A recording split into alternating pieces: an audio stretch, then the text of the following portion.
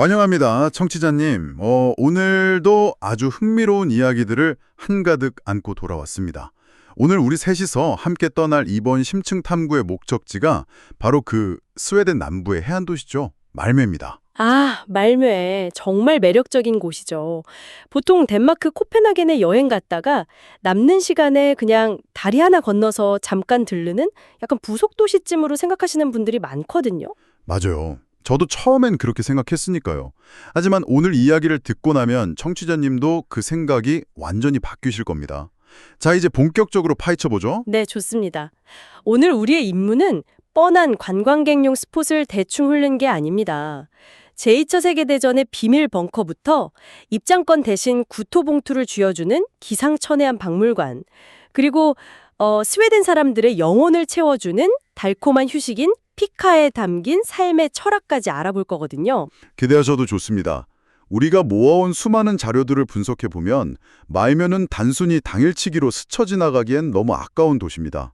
사실상 거대한 실험실 같은 곳이라는 걸 알 수 있죠. 실험실이요? 어떤 의미에서요? 그러니까 16세기의 무거운 역사가 숨쉬는 성곽 바로 옆에 완전 100% 지속 가능성을 목표로 하는 첨단 에코타운이 돌아가고 있거든요. 게다가 전 세계 180여 개 국적의 사람들이 만들어내는 다문화주의가 골목마다 스며들어 있고요. 과거와 미래, 그리고 전 세계의 문화가 한 도시 안에서 완벽한 밸런스를 유지한다는 거군요. 정확합니다. 어떻게 그게 공존할 수 있는지를 보여주는 아주 완벽한 축소판입니다. 오늘 청취자님과 함께 이 매력적인 층위들을 하나씩 벗겨보는 시간이 될 겁니다. 네, 그 극단적인 대비가 주는 묘한 쾌감이 이 도시의 첫인상을 결정하더라고요. 가장 먼저 눈길을 사로잡는 건 단연 말메의 스카이라인을 지배하는 건물이죠. 터닝 토르소입니다. 스웨덴에서 가장 높은 건물이자 스칸디나비아 전체를 통틀어 가장 상징적인 랜드마크죠. 맞습니다. 스페인의 천재 건축가 산티아고 칼라트라바가 설계했는데 이게 무려 190m, 54층 높이로 솟아 있어요.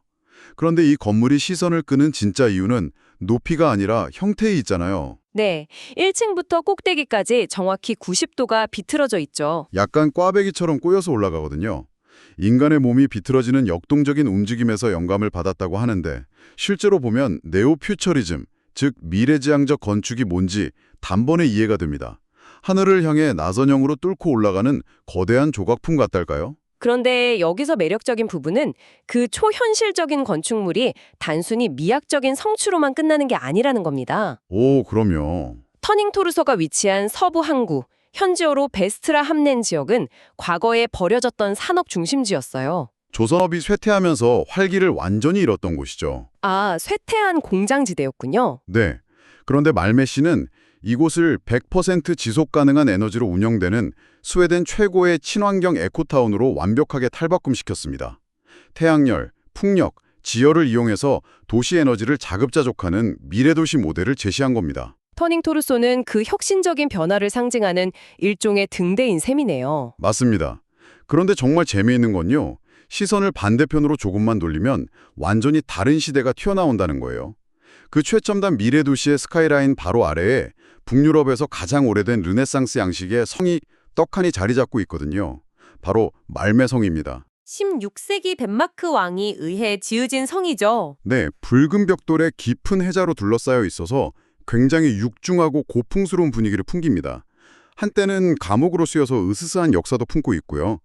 구도심 쪽으로 더 들어가면 18세기 레이스 제작자가 살던 에바의 집 같은 것도 옛날 생활상 그대로 완벽하게 보존되어 있어요. 바로 그 지점이 말메라는 도시가 가진 정체성의 핵심을 잘 보여줍니다. 보통 도시가 발전할 때는 낡고 오래된 과거 유산을 무참히 밀어버리고 그 위에 새 건물을 짓기 마련이잖아요. 그렇죠.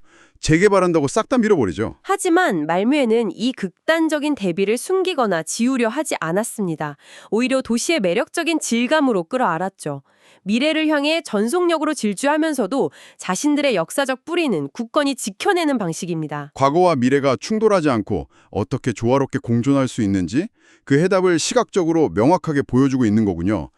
청취자님이 살고 계신 도시의 풍경과 비교해 보신다면 이게 얼마나 놀라운 성취인지 확 와닿으실 겁니다. 훌륭한 포인트입니다. 과거를 싹 밀어버리지 않고 그대로 깨어났다는 철학. 정말 멋지네요. 자, 이제 분위기를 좀 바꿔볼까요? 아름다운 공존의 도시 이면에는 아주 으스스하고 기이한 장소들도 숨어 있거든요. 청취자님, 혹시 세상에서 가장 끔찍한 냄새를 모아놓은 곳이 있다면 가보시겠습니까? 저는 일단 도망치고 싶을 것 같은데요. 저도요. 그런데 말매에서 가장 기이한 명소로 꼽히는 곳이 바로 역겨운 음식 박물관입니다. 이름부터가 아주 직관적이고 강렬하군요. 역겨운 음식 박물관이라니. 네, 박물관에 들어서면 아이슬란드의 발효 상어고기인 하칼, 사르데냐 섬의 그 구더기가 득실거리는 치즈 있죠. 카수 마루주. 그리고 악명 높은 스웨덴의 발효청어 통조림, 수루스트레밍까지 전 세계에서 모아온 80여 종의 귀귀한 음식들이 전시되어 있습니다. 상상만 해도 코를 막게 되네요. 그런데 이 박물관이 여행자들 사이에서 입소문을 탄 진짜 이유가 따로 있어요. 입장권을 끊으면 종이 티켓을 주는 게 아니라 구토봉투를 줍니다. 입장권이 구토봉투라고요? 대단한 유머 감각이네요. 단순한 장난이 아니더라고요. 실제로 냄새를 깊이 맡아보거나 원한다면 맛을 볼 수도 있는 체험형 전시라서요. 관람하다가 진짜로 그 봉투를 사용하게 되는 사람들이 속출한다고 합니다. 봉투를 꼭 쥐고 헛구역질을 참으면서 관람하는 진풍경이 펼쳐지는 거죠. 참 유쾌하고 자극적인 전시 기획인데 사실 이 박물관이 진짜 목적을 들여다보면 이건 우리에게 아주 중요한 질문을 던지게 하죠. 어떤 질문이죠? 우리가 특정 음식을 보고 역겹다고 느끼는 그 감정이 과연 100% 본능적인 것일까 하는 겁니다. 진화 심리학적으로 혐오감은 독성 물질이나 질병으로부터 우리 몸을 보호하기 위한 생존 기제잖아요. 그렇죠. 상한 걸 먹으면 안 되니까 본능적으로 피하는 거예요. 맞습니다. 하지만 전시된 음식들을 자세히 보면 그 혐오감이 철저히 문화적으로 학습된 것이라는 사실을 깨닫게 됩니다. 아, 내가 역겹다고 느끼는 게 진짜 독이 있어서가 아니라 그저 낯설어서일 수도 있다는 거군요. 네, 내게는 구토를 유발하는 끔찍한 음식이 지구 반대편의 누군가에게는 명절에 먹는 최고의 진미일 수 있다는 사실이죠. 이건 우리가 타문화의 식문화를 더 나아가 나와 다른 삶의 방식을 어떤 시선으로 바라보고 평가하는지 비판적으로 되돌아보게 만듭니다. 구토봉투라는 유쾌한 장치 뒤에 편견에 대한 날카로운 비판이 숨어 있었네요. 구토봉투가 내 안의 편견을 담아버리는 봉투처럼 느껴집니다. 자, 기이한 경험은 여기서 끝이 아닙니다. 도시 곳곳에도 비밀이 많아요. 어떤 비밀들이 숨어 있나요? 도심 한가운데 있는 슬로츠파르켄이라는 아름다운 공원이 있는데요. 그 푸른 잔디밭 아래에는 거대한 제2차 세계대전 민방위 벙커가 잠들어 있습니다. 아, 스패츠 벙커 말씀이군요. 맞아요. 공습 사이렌이 울리면 시민들이 숨지기고 모여들었던 지하 터널인데 지금도 으스스한 녹색 비상조명이 켜져 있어요. 그 계단을 따라 내려가면 순식간에 공기가 차가워지고 1940년대로 타임슬립을 한 듯한 기분을 느낄 수 있다고 합니다. 도시의 일상적인 풍경 바로 발밑에 전쟁의 트라우마와 생존의 역사가 물리적인 공간으로 남아있다는 것 자체가 굉장히 강렬하네요. 네, 발밑을 조심해야 하는 이유가 벙커 때문만은 아닙니다. 청취자님, 말매 고리를 걷다 보면 건물 밑동이나 길모퉁이를 유심히 살펴보셔야 해요. 뭔가 아주 작은 게 있나요? 네, 익명의 예술가 그룹이 도시 곳곳에 쥐 크기의 아주 정교한 미니어처 조각상들을 설치해 두었거든요. 쥐들을 위한 작은 프렌치 레스토랑부터 초소형 레코드숍, 심지어 쥐들의 시위 현장까지 만들어뒀어요. 와, 쥐들을 위한 도시라니 너무 귀여운데요. 여행자들은 지도를 보며 이 숨겨진 미니어처들을 찾는 무료 보물찾기에 열광합니다.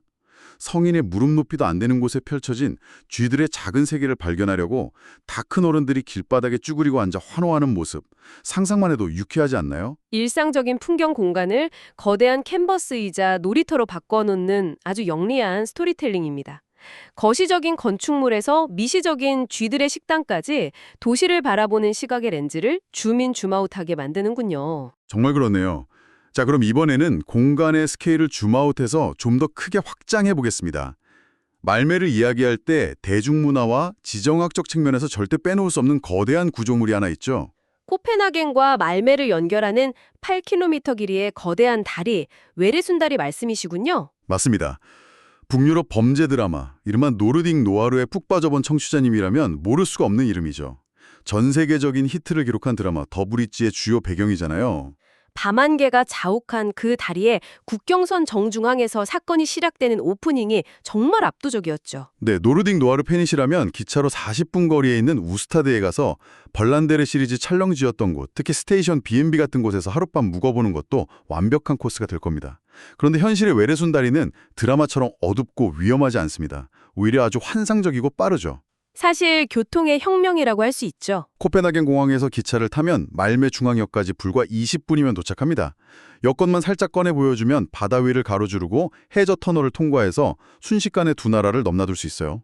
여기서 우리가 주목해야 할 점은 이 다리가 가져온 사회학적 파장입니다. 2000년에 외래순 다리가 개통되면서 코펜하겐과 말메는 물리적인 거리가 좁혀진 것을 넘어 사실상 하나의 거대한 트랜스내셔널 메트로폴리스로 묶이게 되었습니다. 초국가적 메트로폴리스요. 국경이 의미가 없어졌다는 거군요. 네, 코펜하겐의 비싼 물가를 피해 말메의 집을 구하고 기차로 국경을 넘어 출퇴근하는 사람들이 늘어났거든요. 덴마크와 스웨덴이라는 명확한 국경선이 일상생활 속에서는 아주 희미해진 겁니다. 두 나라의 언어, 문화, 경제가 실시간으로 뒤섞이면서 독특한 하이브리드 문화를 탄생시켰죠. 바로 이런 국경의 모호함이 더 브리지크 같은 범죄 스릴러의 완벽한 심리적 배경이 된 거네요. 다리 하나가 사람들의 라이프 스타일과 도시 성격 자체를 바꿔놓다니 놀랍습니다. 맞습니다. 자, 범죄 스릴러의 차갑고 긴장감 넘치는 매력도 좋지만 스웨덴 남부의 진짜 매력은 몸으로 직접 부딪혀봐야 알 수 있잖아요. 청취자님께 꼭 소개하고 싶은 게 있습니다.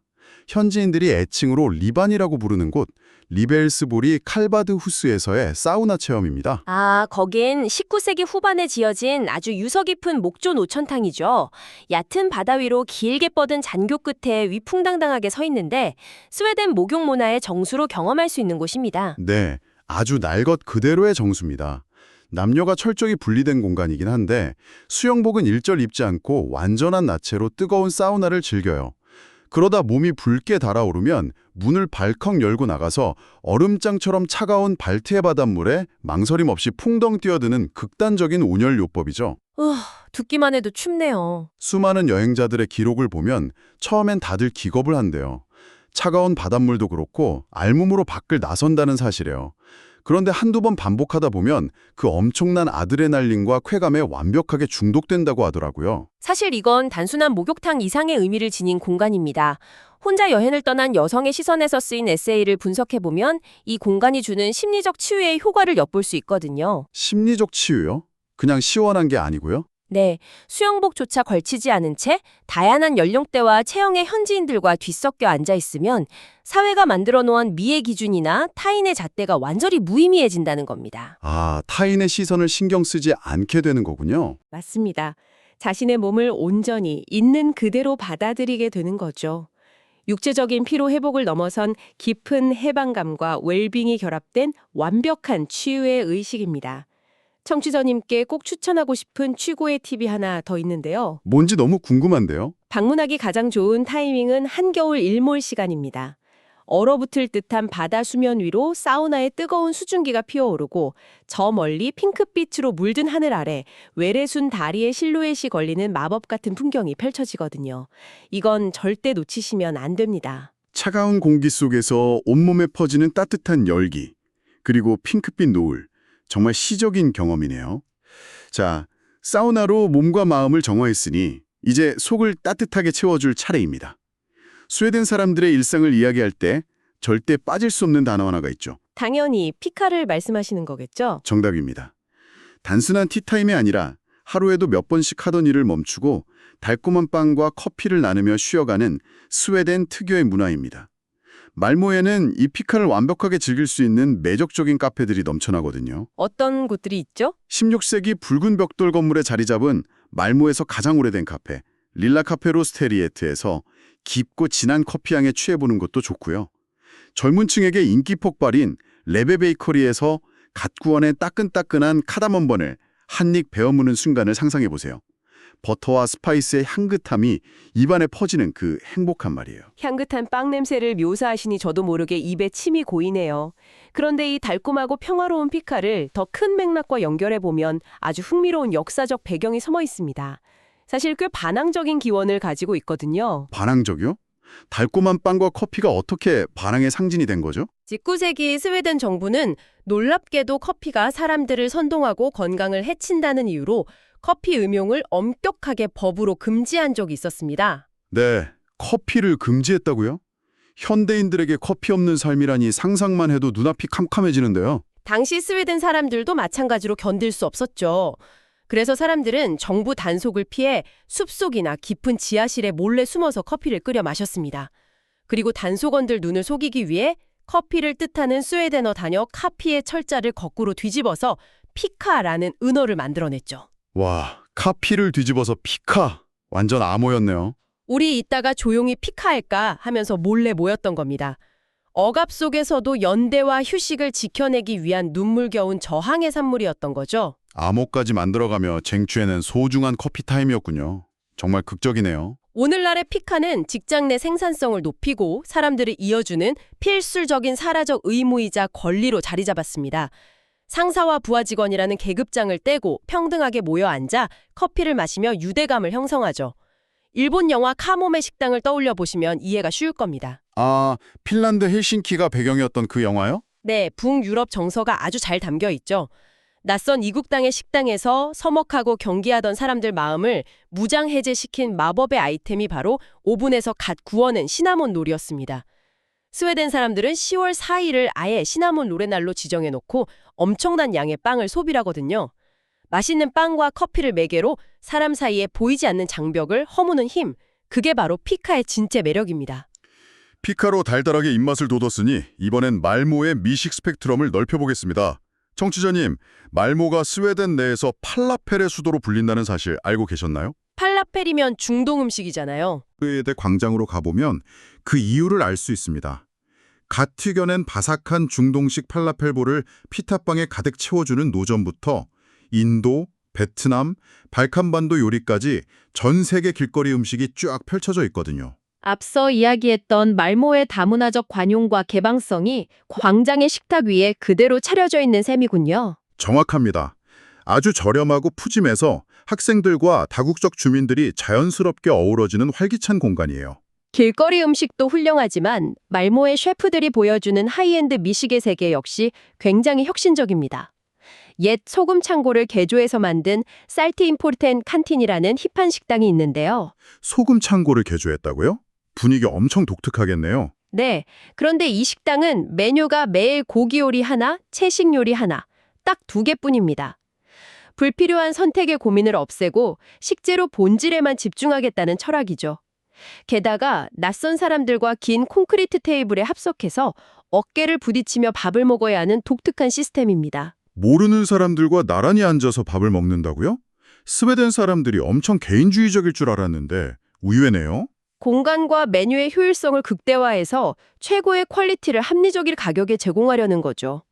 그리고 현지 식재료를 예술로 승화시키는 동네 비스트로 리단이라는 곳도 있습니다.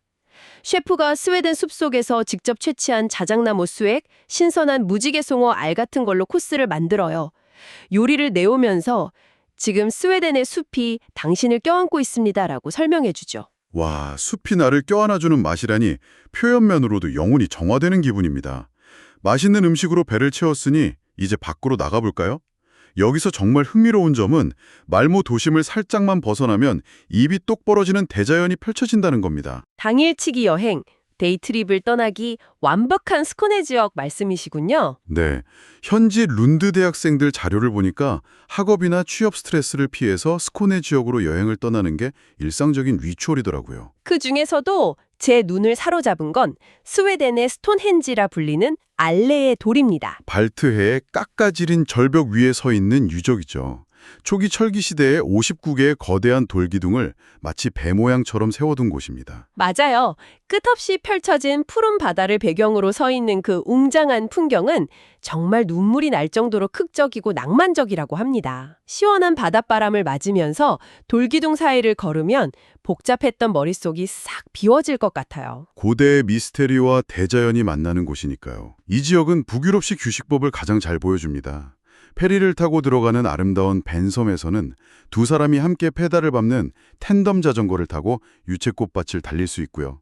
솔레스고르드 농장에 둘러서 사과 사이더 테이스티를 하며 잔디밭에 눕기도 하죠. 상상만 해도 스트레스가 풀리네요. 복잡한 도시와 업무 스트레스에서 벗어나 의도적으로 플러그를 뽑고 자연과 교감하는 속도에 인간의 생체 리듬을 동규화시키는 겁니다. 이것이 바로 스웨덴 사람들의 정신적 건강 유지 비결이죠. 정말 완벽한 휴식입니다. 자, 청취자님, 이게 다 무슨 의미일까요? 지금까지 우리는 코펜하겐의 부속 도시로만 여겨졌던 말메를 샅샅이 파헤쳐 보았습니다. 말메는 그냥 스쳐 지나가는 곳이 아닙니다. 내 과거의 유산인 말매성과 지속가능한 미래인 서부 항구를 연결하고 다문화를 포용하는 도시 모델이죠. 거기에 칼바도우스의 누드 사우나나 매일 즐기는 피카처럼 웰빙을 일상에 깊게 뿌리내린 곳이기도 합니다. 청취자님이 일상에서 찾고 있는 삶의 균형이 이곳에 모두 담겨 있는 것 같지 않나요? 동의합니다. 오늘 이 이야기들을 마무리하며 소스 자료를 바탕으로 청취자님 스스로 깊이 생각해 볼 만한 도발적인 질문을 하나 던지고 싶습니다. 스웨덴 사람들은 19세기 커피 금지령이라는 억압 속에서도 피카라는 비밀 언어까지 만들어내며 사람과 연결되는 휴식 시간을 지켜냈잖아요. 네, 그 열정이 대단했죠. 모든 것이 초연결되어 있지만 역설적으로 가장 고립감을 느끼는 현대사회에서 만약 우리도 하루에 단 15분 스마트폰을 완전히 끄고 누군가와 온전히 시나몬롤과 커피를 나누는 법적인 피카 타임을 갖는다면 우리의 뇌 구조와 행복의 기준은 어떻게 바뀌게 될까요? 이번 주말 청취자님만의 완벽한 피카를 위한 은신처를 찾아보시는 건 어떨까요? 와, 15분의 법적인 피카 타임이라. 진짜 도입이 시급하네요. 저부터 당장 이번 주말엔 스마트폰 끄고 동네 골목에서 저만의 완벽한 15분짜리 은신처를 찾아봐야겠습니다. 청취자님도 이 도시탐험가의 시선으로 일상을 새롭게 발견해 보시길 바랄게요. 자, 오늘 우리가 준비한 말모의 심층 탐구는 여기까지입니다. 다음 시간에도 흥미로운 이야기들을 가득 안고 돌아오겠습니다. 그때까지 평온한 피카 같은 하루 보내세요.